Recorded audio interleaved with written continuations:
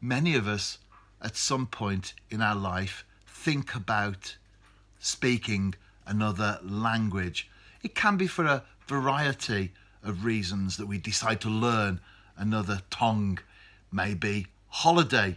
We went somewhere, we liked the place, so we decided to think, next year when I go back, I'd like to pick up a few phrases. Perhaps we know someone from that country. Perhaps we just like the language, or we have free time and we'd like to do something constructive with it. A few years ago, I started to learn Welsh when I began to work in Welsh football. That's what prompted me. I'm very proud to be English, by the way, but I'm equally proud of my Welsh roots and my Welsh ancestry. So learning the language for me was a natural progression because I was now working across the border in Wales, and I love the language. I love to hear it. I didn't understand it. I loved to see it written down. I couldn't understand what I was looking at, but it looked great, and especially for me, tied in with my Welsh roots. So I began to learn Welsh, and I've been doing that now for several years. And one of the things that I would say, if you're going to learn another language, is practice. Keep speaking it. Many people are shy.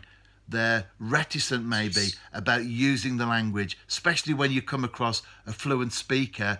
You could perhaps have your own words, phrases, vocabulary, but you're scared that if you say something to them, they'll reply back with words that you don't yet know, or sentences that you can't yet put together and filter in your own mind. Don't worry about all those things. Just be confident. Keep practicing. That's the key. What I did in the early days is, for example, colours. When I started to learn the colours, as I was driving, usually actually to work, so it was a Welsh journey that I was on, I would be practicing my colours to myself driving on the motorway or on the A5, and because cars are coming at you quite quickly on the other side, it helps you to get sharp with your colours. So I would go cork, D, glass, gwyn, all the colours of the cars that were coming towards me. I would then be replying to myself, if you like, speaking to myself, but then identifying the colours of those cars in Welsh, and then the numbers, the number plates. So I would look initially at the numbers of the plates that were coming towards me. Un, pimp, chwech, pedwar, now, all those numbers that were coming at me. And then, because there's so many cars, you would then have to think quite quickly to then translate the number from English into Welsh. And then I would start, instead of saying 1-4, un pedwar, I would go un deg pedwar. So I would say 14 as my vocabulary increased. And then there's my parrot. I don't know if you can hear him in the background here, but he always makes a noise when I'm in the room. And I would come down in the morning and I would say to him, Shemai, bore da, situiti. Good morning. Hello. How are you? And my dog.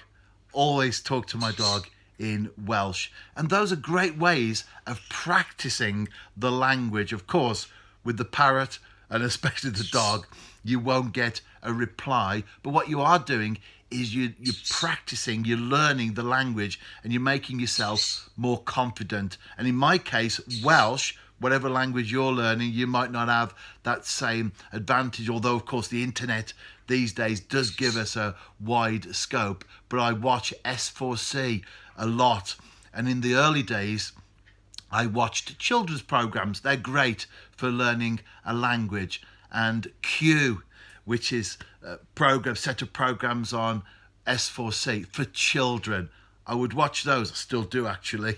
I would watch those, and because they're aimed at young children, very young children in some cases, the words are simple, they speak clearly, they speak slowly. You can then build up your vocabulary and understand what's going on.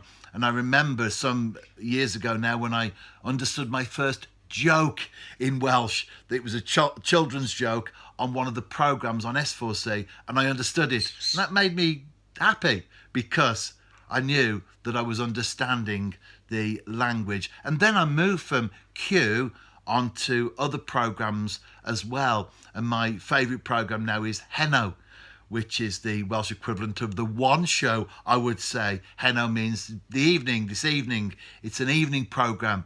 And so I like to watch that. It's a magazine type program as well. So they go around Wales, features, they talk to different people, sport, local issues, farming, anything.